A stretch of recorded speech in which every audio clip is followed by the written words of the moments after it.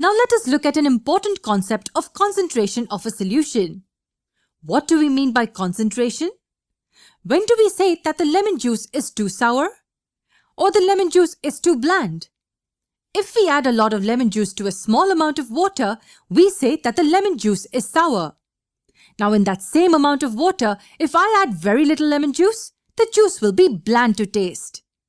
The lemon juice here is the solute, while the water is the solvent.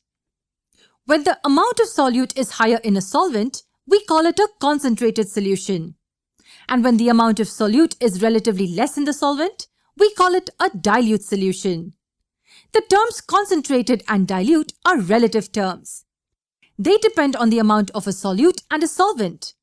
So if we have two beakers each containing 100 ml of water, and in the first beaker we put 20 ml of lemon juice, while in the second we put 50 ml of lemon juice, we say that the first solution is dilute as compared to the second one, or the second one is more concentrated as compared to the first one.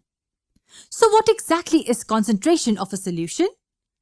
The amount of solute dissolved in a specific amount of solvent gives us the concentration of a solution. You will understand better if you think logically. If there is 20% solute in solution A and 40% solute in solution B, which solution is more concentrated? It is very clear that solution B is more concentrated than solution A.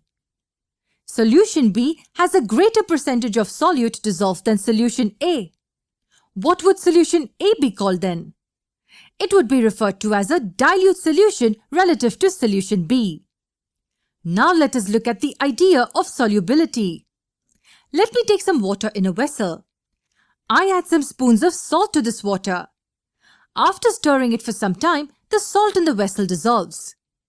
Now let me add some more spoons of salt. Does the salt still dissolve in the water? Yes, of course it does. For the third time, let me add a few more spoons of salt.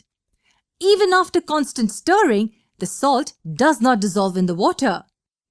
We say that the solution is saturated or it has reached its saturation level. What do we mean by saturation when it comes to chemistry?